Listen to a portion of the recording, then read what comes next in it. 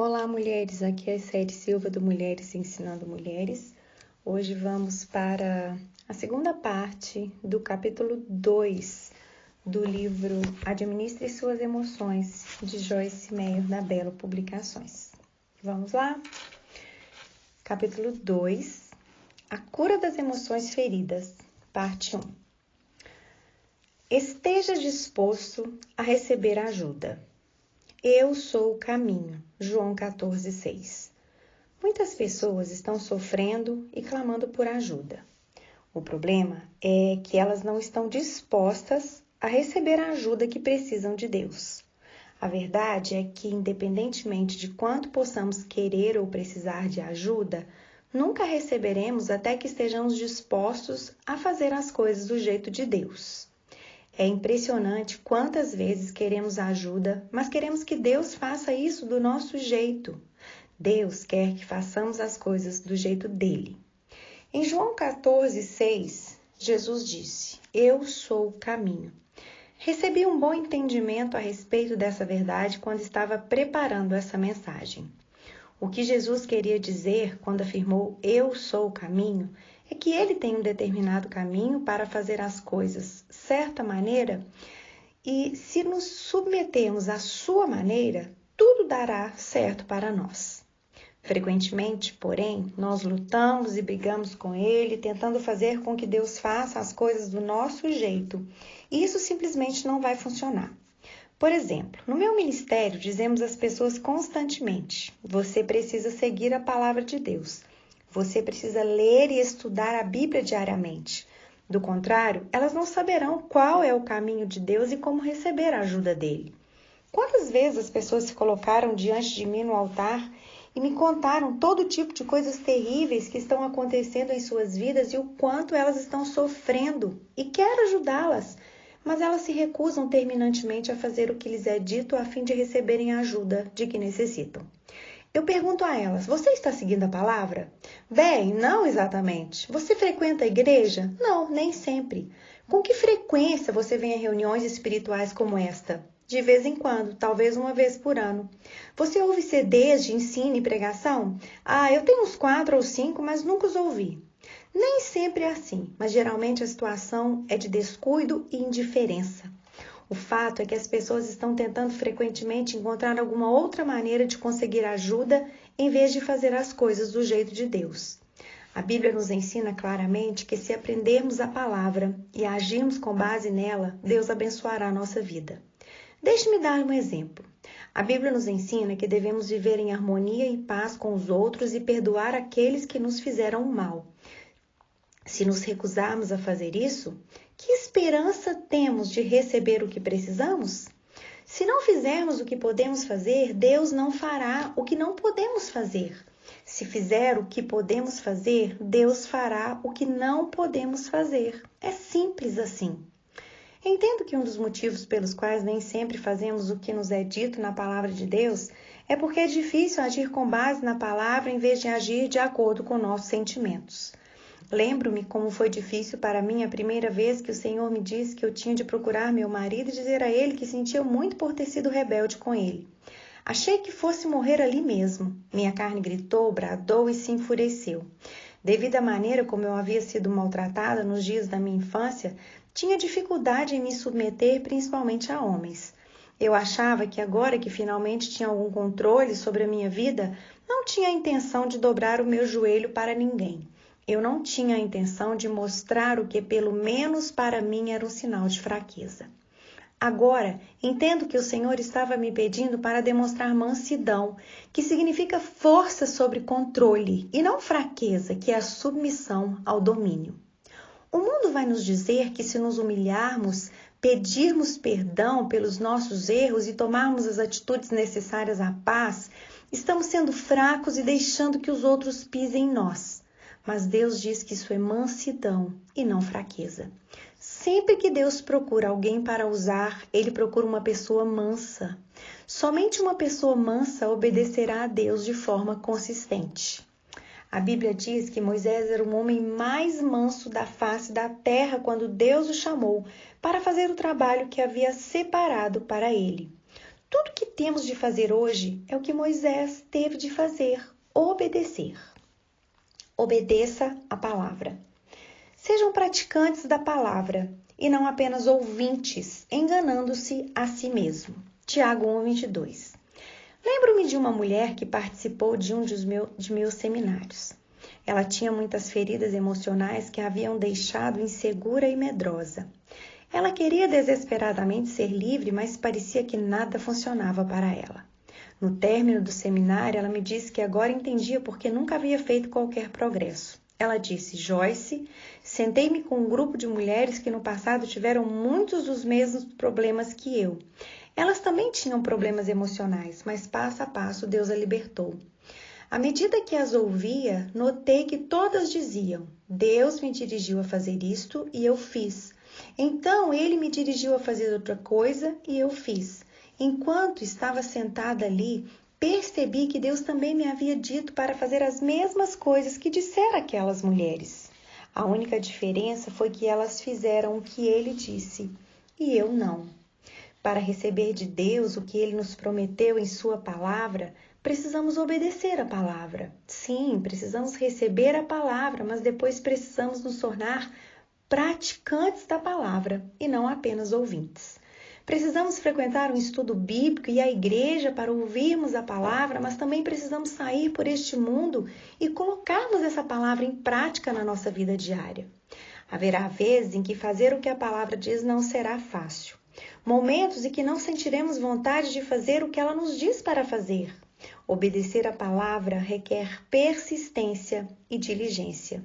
Não pode ser algo eventual. Não podemos simplesmente fazer isso por algum tempo para ver se funciona. Deve haver uma dedicação e um compromisso de praticar a palavra, seja qual for o resultado. Tenho lidado com essa questão por muito tempo e acredite-me quando digo que aqueles que fazem as coisas do jeito de Deus alcançam a vitória. Talvez você diga sim, mas tenho praticado a palavra por muito tempo e ainda não alcancei a vitória. Então, pratique um pouco mais. Ninguém sabe exatamente quanto tempo vai levar até que a palavra comece a dar fruto em sua vida. Mas eu lhe garanto que se você continuar perseverando, mais cedo ou mais tarde ela irá funcionar. O jeito de Deus funciona e não há outro jeito que funcione. Sei que muitas vezes é uma luta continuar perseverando, principalmente quando parece que não está acontecendo nada. Sei que é um combate, sei que Satanás tenta mantê-lo fora da palavra e quando você começa a viver de acordo com a palavra, ele tenta de tudo para impedir que você a coloque em prática em sua vida. Também sei que quando você começa a colocar a palavra em prática, ele faz todo o possível para fazer com que você pense que isso não vai dar certo. É por isso que você precisa perseverar. Peça a Deus para ajudá-lo, lhe dando o desejo de viver de acordo com a sua palavra e de fazer isso independentemente do quanto seja difícil ou de quanto demore para produzir resultados em sua vida. Você quer ser curado? Um dos que estavam ali era paralítico, fazia 38 anos. Quando viu deitado e soube que ele vivia naquele estado durante tanto tempo, Jesus lhe perguntou: Você quer ser curado? João 5, 5 e 6. Não é impressionante o fato de Jesus ter perguntado àquele pobre homem que havia estado enfermo por 38 longos anos: Você quer realmente ser curado? Essa é a pergunta que o Senhor faz enquanto lê a palavra neste instante. Você realmente quer ser curado? Você sabe que existem pessoas que realmente não querem ser curadas? Elas só querem falar sobre o problema.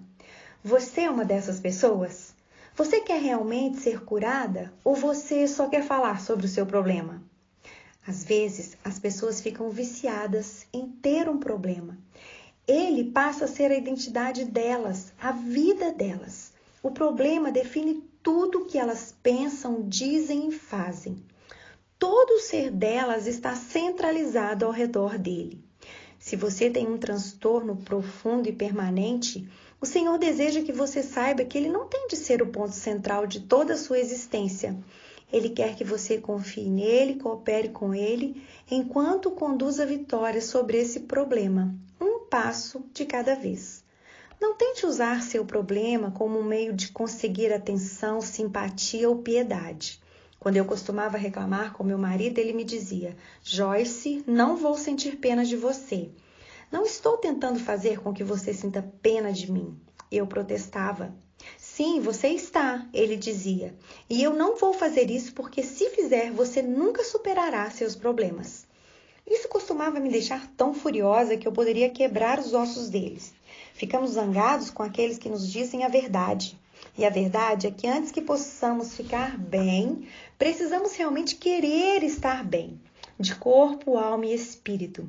Precisamos querer o suficiente e estar dispostos a ouvir e aceitar a verdade. Deus opera de forma diferente com as pessoas. Cada um de nós precisa aprender a seguir o plano pessoal de Deus para nós. Seja qual for nosso problema, Deus prometeu suprir a nossa necessidade e reparar a nossa perda. Encarar a verdade é a chave para destrancar as portas da prisão que pode ter nos mantido cativos. A justiça de Deus. Em lugar da vergonha que sofreu, o meu povo receberá a porção dupla, e ao invés da humilhação, ele se regozijará em sua herança, pois herdará a porção dupla em sua terra e terá alegria eterna. Isaías 61:7. O versículo anterior, na versão Amplified da Bíblia, utiliza a palavra recompensa no lugar da palavra porção. Recompensa significa indenização. Assim, quando o profeta diz que o Senhor nos recompensará pela nossa vergonha, desonra e repreensão, ele quer dizer que Deus nos indenizará pelos sofrimentos que tivemos na vida. A Bíblia diz: amados, nunca procurem vingar-se, mas deixem com Deus a ira, pois está escrito: minha é a vingança, eu retribuirei, diz o Senhor. Romanos 12:19. Um dos maiores erros que cometemos é tentar nos vingar, acertar as contas, colocar os pesos da balança equilibrados em vez de confiar em Deus para fazer isso por nós. Se tentarmos fazer isso, nós mesmos só terminaremos criando uma terrível confusão. Quando a Bíblia fala sobre recompensa ou justiça, ela quer dizer simplesmente que você e eu teremos o que é certo para nós, o que está vindo para nós.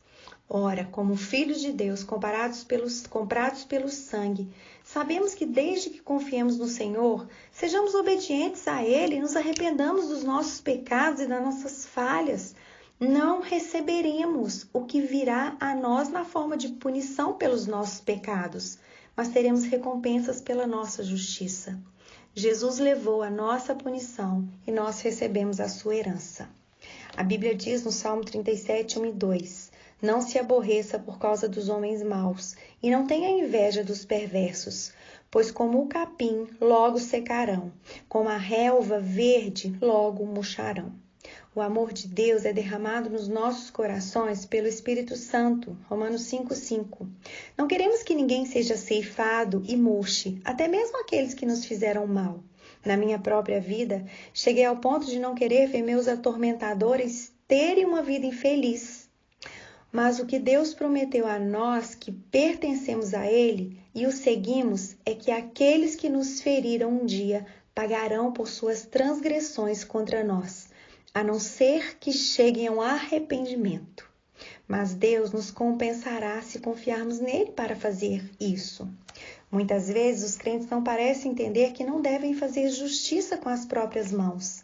Muitos estão irados pelo que foi feito a eles e essa ira se manifesta de muitas formas destrutivas. Parte do problema é que nós, como cristãos, ainda não aprendemos que a chuva deve cair sobre cada vida.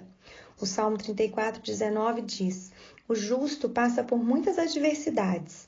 Embora sejamos filhos de Deus, nem tudo correrá exatamente da maneira que queremos, e nem todos nos tratarão exatamente da maneira que gostaríamos de ser tratados.